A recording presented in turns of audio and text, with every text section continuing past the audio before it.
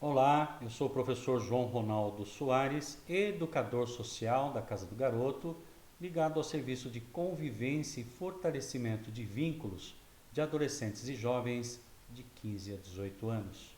Sejam todos muito bem-vindos à nossa 47ª aula do curso de Técnicas de Vendas e Telemarketing. O tempo passou rápido. Olha quantas aulas nós já atingimos, não é? A aula de hoje é uma aula bastante importante porque nós vamos falar de interpretação de gráficos e tabelas, continuando a aula passada. Nós vamos fazer algumas atividades práticas hoje em forma de exercício para fixar esses conceitos. Interpretando tabelas. Como você pode perceber, as tabelas estão presentes em variadas situações de nossa realidade. Direta ou indiretamente, elas nos trazem informações sobre os mais diversos assuntos e situações, sejam em revistas, sejam em livros, sejam em testes, provas, nós sempre encontramos esse tipo de situações, Mas será que podemos melhorar ainda mais a visualização dos dados? Claro que sim. Vejamos logo após as atividades. Comunicação empresarial. Atividades.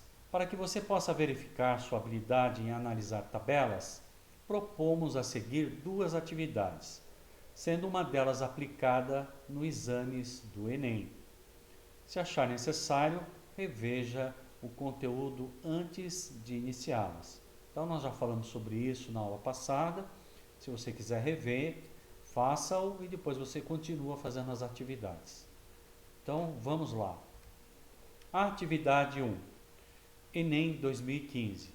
O Ministério da Saúde e as unidades federadas promovem frequentemente campanhas nacionais e locais de incentivo à doação voluntária de sangue em regiões com menor número de doadores por habitante, com o intuito de manter a regularidade de estoques nos serviços hemoterápicos.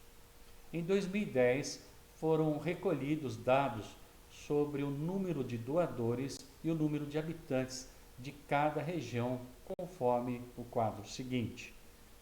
Então, nós temos aí a região Nordeste, Norte, Sudeste, Centro-Oeste, Sul e o total. Os doadores, número de habitantes e doadores por habitantes. Os resultados obtidos permitiram que estados, municípios e governo federal estabelecessem as regiões prioritárias do país com a intensificação das campanhas de doação de sangue. Então vamos ver qual é a atividade. Então temos as informações aqui do lado esquerdo e do lado direito o nosso exercício de hoje.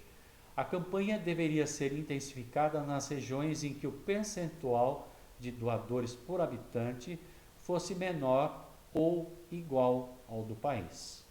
Então vamos ver as regiões brasileiras onde foram intensificadas as campanhas na época são Norte, letra A, Norte, Centro-Oeste e Sul, B, Norte, Nordeste e Sudeste, C, Nordeste, Norte e Sul, ou E, Centro-Oeste, Sul e Sudeste. Qual a alternativa que reflete a interpretação dos dados na tabela esquerda? Então vamos dar uma olhada. Então vamos ver qual que é a percentagem de doadores por região, Nordeste é 1,5, Norte 1,5 doadores por habitante, Sudeste 1,9, Centro-Oeste 2,6, Sul 2,5 e o total seria 1,9, Então, qual delas vocês acham? Qual que está acima dos habitantes igual ou menor do que o do país? Vamos lá.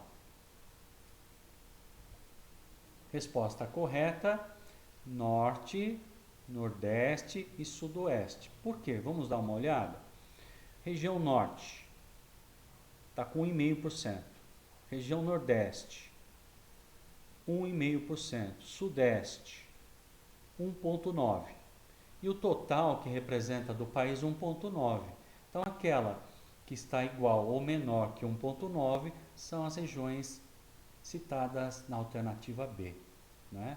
Se você acertou, muito bem, você interpretou adequadamente os dados da tabela e, de acordo com os percentuais de doações por habitantes, concluiu que as regiões Norte, Nordeste e Sudeste, né, foram as que tiveram menor número de doações, sendo que a região Sudeste manteve o percentual igual ao índice nacional, que é 1,9%. Vamos em frente. Observe a tabela abaixo, que apresenta testes realizados com alguns veículos nos quais se mediu o tempo gasto para atingir a velocidade de 100 km por hora. O carro A demorou 13,8 segundos, o carro B 13,1, o carro C 11,6, o carro D 13,2, o E 12,1, o F 12,2 e G 12,3. Sem olhar o que estão pedindo, o que levou menos tempo foi o carro C e maior tempo o carro A. Então vamos ver o que pergunta aqui. Observando a tabela, assinale a alternativa que indica o veículo que demora menos tempo para chegar a 100 km por hora e o que demora mais tempo. Sem querer, eu acabei ajudando vocês a responder. Qual que é a alternativa? Né? Que demora menos tempo e o que demora mais tempo, né? Conforme eu falei, o que leva menos tempo é o carro C, conforme a tabela, e o que leva maior tempo é o carro A. Então, alternativa C e A provavelmente seja A. Vamos ver se nós acertamos? Perfeito. Muito bem. Se você acertou conforme o professor, você interpretou adequadamente os dados da tabela. Ficou claro, né, gente? Você tem do lado esquerdo a nomenclatura dos automóveis, do lado D, os tempos. É só ver qual que levou menos tempo e o que levou maior tempo para achar a resposta correta. É um tipo de pergunta que pode cair em concurso e também no Enem. Mas nós vamos para uma questão mais capciosa. Né? Certo? Então nós propomos 2 exercícios, aqui estão os 2 exercícios. Vamos lá, interpretando gráficos agora. Vimos tabelas, agora vamos aprender como interpretar gráficos. Os gráficos são fundamentais para a visualização e interpretação das informações e dados acerca de temas científicos, econômicos e sociais. Livros, revistas, jornais impressos, televisão e internet fazem uso dessa ferramenta para apresentar essas informações à população. A gente vê muito isso, né, na televisão, falando sobre o índice de vidas perdidas nessa pandemia, né, infelizmente. Os gráficos são provenientes de dados resultantes de pesquisas, portanto, não são informações apresentadas aleatoriamente. É feito em cima de dados reais, né? Existe na sua elaboração a preocupação com a precisão e a verdade da informação transmitida, né? Principalmente quando existem campanhas eleitorais, a gente vê os institutos de pesquisas apresentando, né, os seus resultados dessa maneira, em forma de gráficos. Vamos em frente. Interpretando gráficos, né?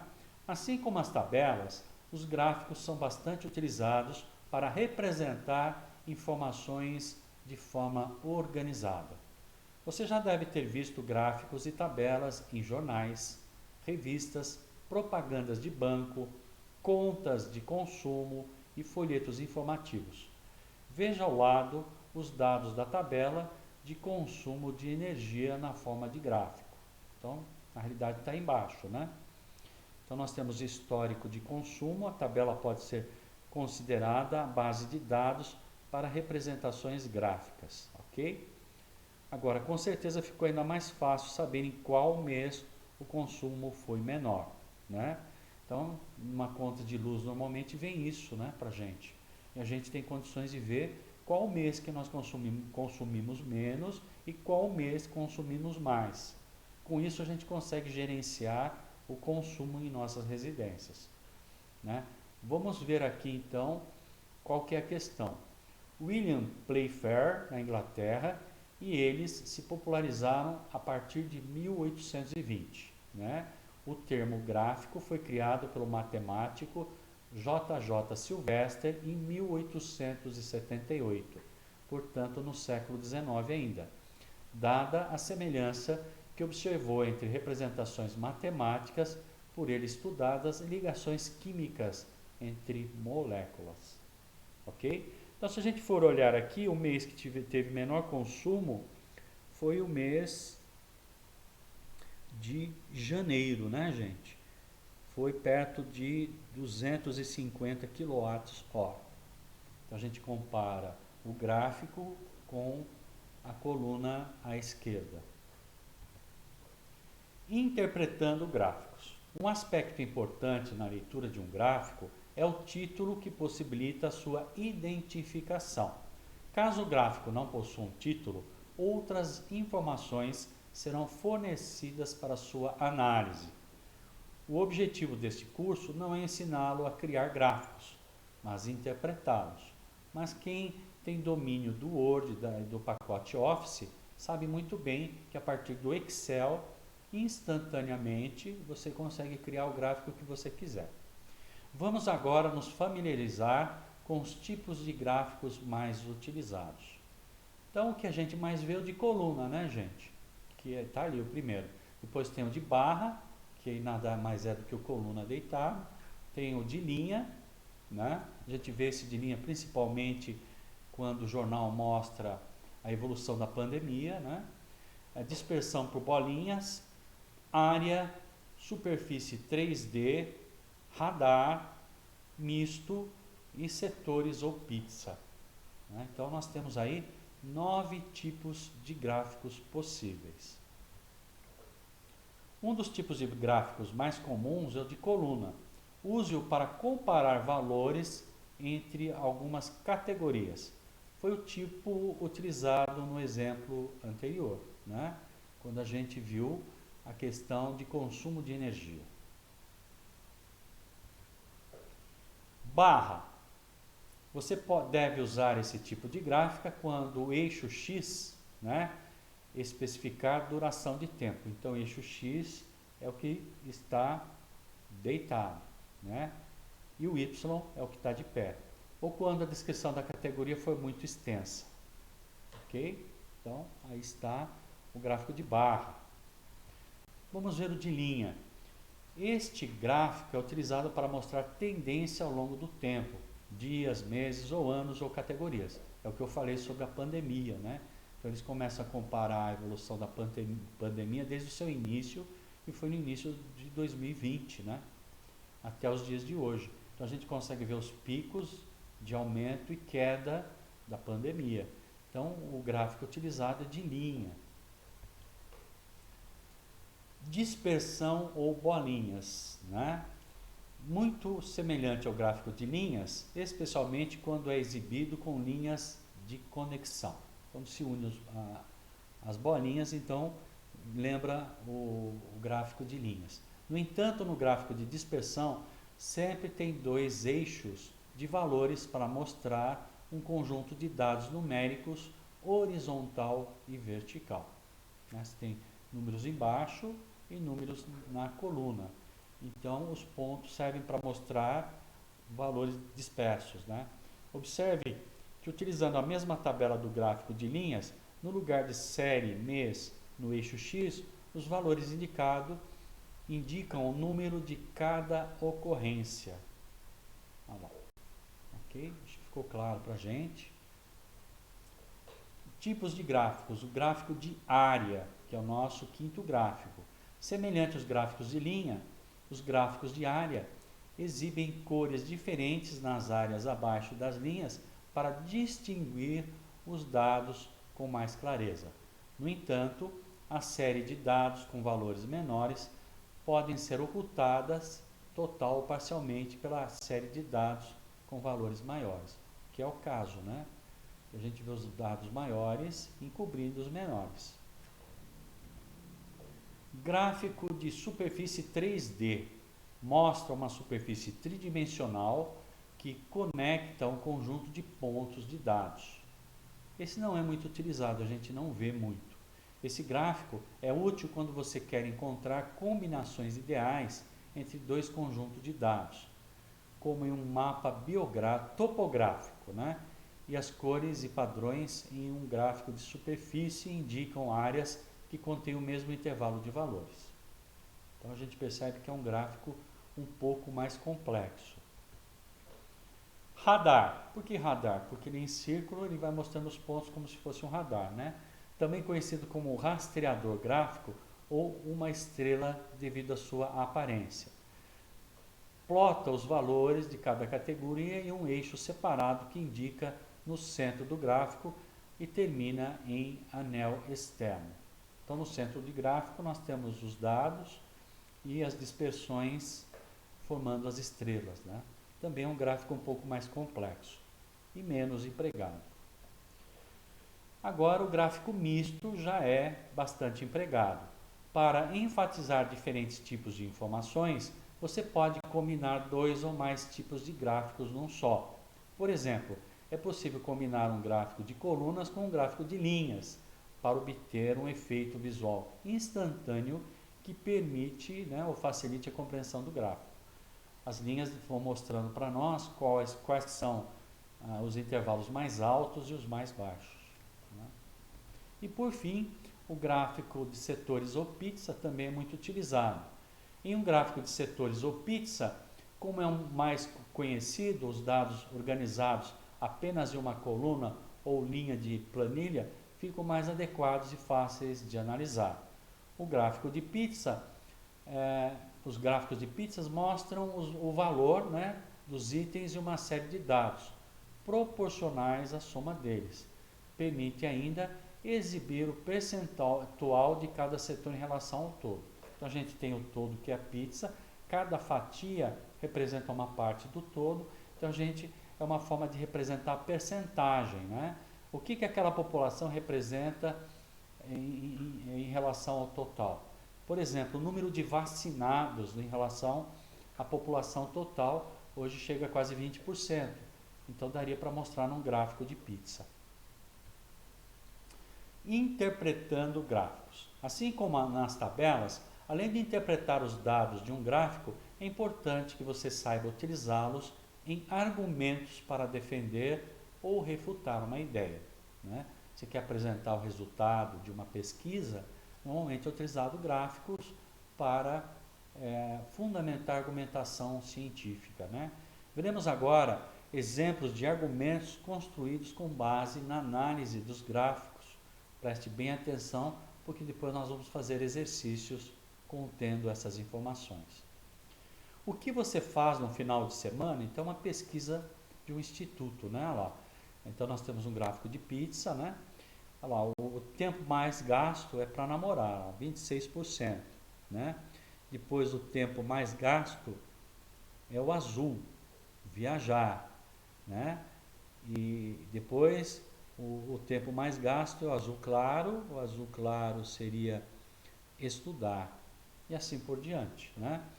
A análise do gráfico mostra que nosso empreendimento será viável se o local oferecer uma área de aconchegante para que casais possam passar momentos agradáveis. Outra para que as famílias possam curtir momentos de confraternização e outro onde as pessoas possam descansar do estresse do dia a dia. Então, no caso aqui, seria a montagem de um hotel, por exemplo, um local de repouso, né? Um resort. Então, em cima de uma pesquisa é possível concentrar as atividades que atraem maior o público, né? Próximo. No primeiro semestre, as vendas, aqui nós temos um gráfico combinado, né? Múltiplo. Temos um gráfico de barras, de colunas, aliás, com linhas. No primeiro semestre, as vendas do mês de abril mostraram que imóveis de valor mais baixo nos ajudam a manter as vendas, embora tenha ocorrido uma crise no setor imobiliário.